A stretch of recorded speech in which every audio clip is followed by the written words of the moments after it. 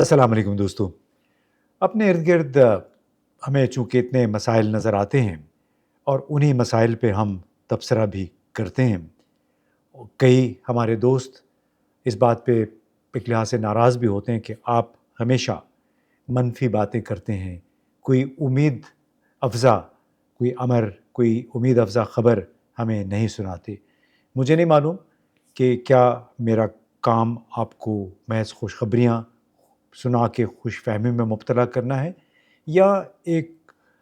Activist के तौर पे, एक रिपोर्टर के तौर पे मैं समझता हूँ ख़ुद को, जो पब्लिक इंटेलेक्चुअल के तौर पे इस मुआशरे के वो मसाइल जो कि दीमक की तरह चाट रहे हैं हमारी मईशत को, उस पे बात करूँ। तो और इसी कॉन्टेक्स्ट में एक बुनियादी सवाल जिसका आज मैं ज़िक्र करना चाहता हूँ, शुरू में इससे करना चाहता हूँ कि इस निज़ाम से नफ़ा उठाने वाले, फ़ायदा उठाने वाले वो लोग जो कि कराची से लेके पेशावर, इस्लामाबाद, पंजाब पे मुसल्लत हैं, जो हुक्मरानी कर रहे हैं, क्या वो इन फ़ायदों को ख़त्म करके इस्लाहात के ज़रिए अपने पाँव पे कुल्हाड़ी मारने को आमादा हैं? क्या वाक़ईतन ये लोग अ, अपने ज़ाती मफ़ाद की बजाय कौमी मफ़ाद, आम लोगों के मफ़ाद के लिए सोचने पर आमादा हैं या नहीं? मुझे इसका ये सवाल है, जवाब इसका बड़ा मुश्किल है। अब मैं शुरू इसलिए करना चाहता हूँ इस सवाल से कि इस जो बाद में मैंने बात करनी है वो पाकिस्तान, अफ़गानिस्तान की बंद सरहदों के हवाले से, कि उससे अब तक नुकसान कितना हुआ है दोनों मुल्कों का, बल्कि दोनों मुल्कों के आवाम का, ताजरों का, काश्तकारों का। एक व्हाट्सएप पोस्ट पे ये ख़बर चल रही थी कि कराची में पीपल्स पार्टी के वज़ीर शर्जील इनाम मेमन इस वक्त कोई 71 अदद डंपर्स हैं जो कराची हैदराबाद में चल रहे हैं, उनकी मलकियत है या उनकी कंपनी की मलकियत है। और इसमें से 20 डंपर सिंध हुकूमत के तरक्याती कामों के लिए इस्तेमाल होते हैं और इनको कई करोड़ रुपए माहाना उनको किराया मिलता है। इसी तरह सिंध के स्पीकर असम्बली आगा सिराज दुरानी की कंपनी थी, उनके 22 डंपर बताए जाते हैं। सईद गनी एक और अहम पीपल्स पार्टी के रहनुमा और मेयर कराची मुर्तज़ा वहाब के भी डंपर्स हैं। और इसके अलावा ये बताया गया कि जो डंपर एसोसिएशन के सदर हैं लियाकत महसूद, उनके अपने टोटल 6 या 7 डंपर हैं, जबकि बाकी डंपर्स का ताल्लुक़ हमारे हुक्मरान घरानों से है। अब इन अदद व शुमार में किस हद तक सदाकत है मुझे नहीं मालूम, लेकिन एक बात ज़रूर है कि इस किस्म के कारोबार जहाँ भी होते हैं, बड़े लोग उस पे कब्ज़ा कर लेते हैं। गवादर बलूचिस्तान में पानी का मसला इसीलिए आज तक बरकरार है कि वहाँ भी टैंकर माफिया जो है वो गालिब है, और वो टैंकर्स मलकियत किसके हैं? इसी इलाके के, बलूचिस्तान के आसपास के, यानी तुर्बत, गवादर, मकरान कोस्टल एरिया जो है, वहाँ के जो एमएनए हैं, एमपीए हैं, उनकी कंपनियाँ और उनके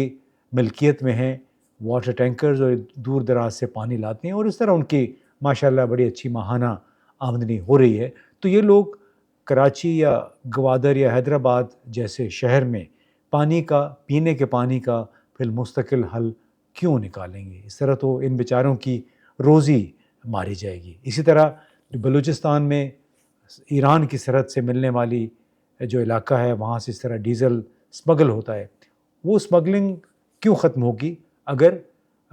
उस इलाके में मौजूद सरकारी, गैर सरकारी लोगों का बराह रास्त मफाद इसी में वाबस्ता हो कि ये इनफॉर्मल इकॉनमी, ये डीज़ल की स्मगलिंग चलती रहे। अब इसी कॉन्टेक्स्ट में मैं बात करना चाह रहा था कि पाकिस्तान और अफ़गानिस्तान के दरमियान दहशतगर्दी के मसाइल की वजह से, पाकिस्तान में दहशतगर्दी की बढ़ती हुई लहर के सबब पाकिस्तान ने 11 अक्टूबर को तमाम सरहदें अफ़गानिस्तान को मिलने वाली बंद कर दी थीं और आज तक बंद हैं। 11 अक्टूबर से लेके अब तक आप अंदाज़ा लगा लें 100 दिन से ज़ायद हो गए हैं, और इस दौरान दोनों तरफ बेशुमार नुकसान हुआ है। ये एक ऐसी सूरत हाल में जबकि दोनों मुल्क यानी अफ़गानिस्तान, पाकिस्तान ایک ٹرانزٹ ٹریڈ معاہدے کے تحت آپس میں جڑے ہوئے ہیں۔ اسی طرح پاکستان نے ازبکستان، تاجکستان، ترکمانستان کے ساتھ بھی ٹرانزٹ ٹریڈ کے معاہدے کر رکھے ہیں تاکہ ان وسط ایشیائی ممالک کی بیرونی تجارت کراچی کے راستے، گوادر کے راستے ہو سکے، کیونکہ کراچی کا جو بندرگاہ ہے وہ مختصر ترین راستہ ہے ان ممالک کے لیے سمندر تک رسائی کے لیے۔ اب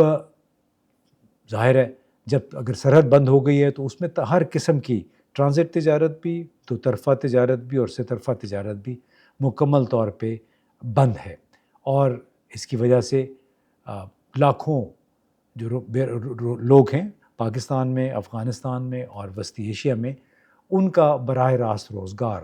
متاثر ہوا ہے۔ اگر اس کا بالکل سرسری جائزہ بھی لے لیں تو بڑے بھاری نقصانات ہیں دونوں طرف۔ پاکستان کی افغانستان کو سالانہ جو برآمدات ہیں کوئی 1.5 سے 2 ارب ڈالر کے برابر ہوتی ہیں۔ 3 ماہ کی رکاوٹ کے نتیجے میں ایک بڑا سیدھا سادہ حساب ہے کہ 3 ماہ سے زیادہ ہو گیا ہے تو 400 ملین ڈالر کے قریب پاکستان کی برآمدات کو نقصان پہنچ چکا ہے۔ اب افغانستان کے راستے وسطی ایشیا کو جانے والی برآمدات جن کی سالانہ مالیت 900 ملین ڈالر سے 1 ارب ڈالر تک ہے، وہ بھی ظاہر ہے اسی 3 مہینے کی مدت میں وہ 225 ملین ڈالر کا نقصان پاکستان کی معیشت کو اٹھانا پڑا ہے۔ دوسری جانب افغانستان کو پاکستان کو جو برآمدات وہ کرتا ہے وہ کوئی 200 ملین ڈالر کا نقصان ہو۔ اس طرح واگا کے راستے افغانستان جو اپنی برآمدات بھارت کو بھیجتا ہے وہ بھی 75-80 ملین ڈالر کے قریب نقصان ہوا ہے۔ اب پاکستان کی 2 بندرگاہوں کراچی اور گوادر اور لاجسٹکس کے بنیادی ڈھانچے پر بھی بارڈر کی بندش کا براہ راست اثر پڑا ہے۔ کراچی کے ذریعے افغان ٹرانزٹ ٹریڈ عموماً سالانہ 40,000 سے 45,000 کنٹینر پر مشتمل ہوتی ہے، جس سے پاکستان کو ٹرانسپورٹ، انشورنس، پورٹ ہینڈلنگ اور متعلقہ خدمات کی مد میں 160 سے 180 ملین ڈالر ملتے ہیں ہر سال۔ یعنی اندازہ لگائیے 180 ملین ڈالر تک کی یہ بھی نقصان پاکستان کو اس وقت ہوا ہے گزشتہ 3.25 مہینے کے دوران۔ اب صرف 3 مہینوں میں سمجھیں کہ 40 ملین ڈالر کا یہ نقصان ہے۔ اگر ہم سمجھ لیں کہ 160 ملین ڈالر کا نقصان ہوتا ہے یا انکم ہوتی ہے پاکستان کو سالانہ۔ افغان ٹرانزٹ کارگو کے کوئی 10,000 سے زائد کنٹینرز اس وقت پاکستان میں پھنسے ہوئے ہیں، جن پر ظاہر ڈیمریج اور کنٹینر ڈیٹینشن کی مد میں یومیہ تقریباً $120 فی کنٹینر چارجز لگ رہے ہیں۔ افغان درآمد کنندگان کے لیے یہ یومیہ 12 لاکھ سے بھی زیادہ ڈالر کے نقصان کے مترادف ہے، یا 3 ماہ میں ان کا کوئی 108 ملین ڈالر صرف ڈیمریج اور ڈیٹینشن جو کنٹینر ڈیٹینشن ہے اس مد میں وہ جا چکے ہیں۔ ثانوی اثرات بھی ہیں ظاہر ہے اس تمام تر صورتحال کے، یعنی کسٹم ڈیوٹیز، ٹیکسوں کی مد میں اربوں روپے کا نقصان پاکستان کو ہوا ہے، جبکہ سپلائی چین میں رکاوٹوں کے باعث وسطی ایشیا سے آنے والی جو برآمدات ہیں جنہیں جیسے کپاس اور دالیں مقامی منڈی میں ظاہر ہے پھر مہنگی ہو گئی ہیں، پاکستان کو اب اس کی سپلائی نہیں ہو رہی۔ افغانستان کو بھی رکے ہوئے ٹرانزٹ کارگو کے باعث درآمدی ڈیوٹیز میں نمایاں کمی کا سامنا ہے، جس کی وجہ سے ظاہر ہے وہاں پہ براہ راست مہنگائی ہو رہی ہے، مارکیٹ غیر مستحکم ہو گئی ہے اور عوامی بے چینی میں اضافہ ہوا ہے۔ اب یہ ایک لحاظ سے معاشی جمود ہے، ایک اکنامک سٹیل میٹ ہے، جس سے دونوں ممالک کے اطراف دونوں طرف، سرحد کے دونوں طرف جو کاشتکار ہیں، کاروباری ہیں، دہاڑی دار ہیں، ٹرکرز ہیں، کوئی 1 ملین سے زائد لوگ ہیں جو اس طرح سے اس کاروبار کے ساتھ وابستہ ہیں، وہ اس سے متاثر ہو رہے ہیں۔ اب یہ سوال یہ تھا کہ کیا جو لوگ اس قسم کی صورتحال سے فائدہ اٹھاتے ہیں وہ اس کی بہتری میں کوئی کردار ادا کر سکتے ہیں یا نہیں۔ اب اعداد و شمار کو دیکھیں، کراچی، حیدرآباد، گوادر سے لے کے طورخم اور چمن تک، تو یہ لگتا ہے کہ وہ لوگ جو کہ انفارمل اکانومی سے، اسمگلنگ سے فائدہ اٹھاتے ہیں، وہ کسی بھی طور کاروبار کے باقاعدہ طور پر کھلنے سے خوش نہیں ہو سکتے، انہیں اس کا کوئی فائدہ نہیں ہوتا، اور اسی وجہ سے اس وقت بہت لوگ شور مچا رہے ہیں، کاروباری حضرات شور مچا رہے ہیں، ٹرکرز سراپا احتجاج ہیں، برآمد کنندگان درآمد کنندگان دونوں ملکوں میں بڑی تشویش میں مبتلا ہیں. لوگوں کے کئی کمپنیوں کے 200-300 کنٹینرز، ایک کمپنی کے کنٹینرز پھنسے ہوئے ہیں، یا سرحد کے اس پار یا سرحد کے اس پار. اب حال ہی میں پاکستان نے کوئی اجازت دی ہے کوئی 5-6 ہزار افغان کنٹینرز کو جو کہ پھنسے ہوئے ہیں کراچی پورٹ پہ، لیکن یہ اجازت دی ہے کہ آپ ان کو واپس بھیج دیں جہاں سے یہ چلے تھے. تو اگر واپس بھیج بھی دیں تو اس میں بھی تو نقصان تو ان کا ہو چکا ہے، بلکہ مزید نقصان ہوگا جب دوبارہ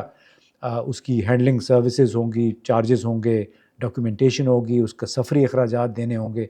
تو ویسے تو مجموعی ایک بہت ہی نقصان کا سودا ہے پاکستان کے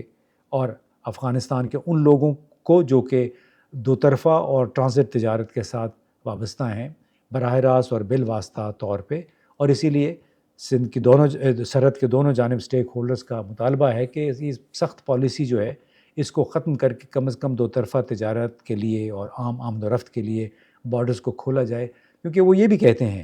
کہ دہشت گردی تو پہلے بھی ہوتی تھی جب بارڈر کھلے تھے. اس سے پہلے آپ کو معلوم ہوگا کہ کوئی 4 مرتبہ، یہ چوتھی دفعہ ہے جو کہ جب 11 اکتوبر 2025 میں بارڈر بند کیا گیا تو 2025 کے دوران یہ چوتھا موقع تھا. اس سے پہلے بھی بڑے خراب حالات میں تھے دونوں ملکوں کے درمیان دہشت گردی کی وجہ سے. اس کے باوجود کاروبار چلتا رہا، سرحدیں کھلی رہیں. تو سوال یہ ہے کہ کیا ہم دہشت گردی کو بنیاد بنا کر مسلسل سرحد کو بند رکھ کے کیا دو طرفہ مفادات کو، دو طرفہ تعلقات کو فروغ دے رہے ہیں؟ اور کیا اس طرح وہ لوگ جو کہ براہ راست اس سے متاثر ہو رہے ہیں اور اربوں روپے کا نقصان ہو گیا ہے، کیا ان میں پاکستان کے لیے، افغانستان کے لیے کوئی گڈ ول، کوئی خیر سگالی کا جذبہ باقی رہے گا؟ خاص طور پہ وہ لوگ چھوٹے پیمانے پہ جو کاروبار کرتے ہیں، جن کا 1-2-3-4 کنٹینرز ہوتے ہیں، ان کا جو 2-3 مہینے سے زیادہ ہو گئے سامان اگر بند پڑا ہے، وہ اخراجات کیسے پورا کرے؟ کیا پاکستان کی حکومت کم از کم ان پاکستانی امپورٹرز، ٹریڈرز کو اس کوئی تلافی کرے گی ان کی، جن کا مسلسل نقصان ہو رہا ہے ان کنٹینرز کی وجہ سے جو انہوں نے وسطی ایشیا اور افغانستان سے منگوائے تھے، یا ان کے وہ کنٹینرز جو کہ تمام ضابطے کی کارروائی مکمل ہونے کے بعد راستے میں تھے اور سرحد بند ہونے کی وجہ سے ابھی تک وہ راستے میں پھنسے ہوئے ہیں؟ ایک لمحہ فکریہ ہے ہماری تمام قوم کے لیے، ہماری قوم کے لیے نہیں بلکہ ہمارے اقتدار ارباب اختیار کے لیے، جنہوں نے سرحد بند کر کے یہ پابندیاں لگائی ہیں اور جس کے سبب ہر روز کروڑوں روپے کا نقصان ہو رہا ہے پاکستانیوں کو، افغانوں کو. بہت بہت شکریہ.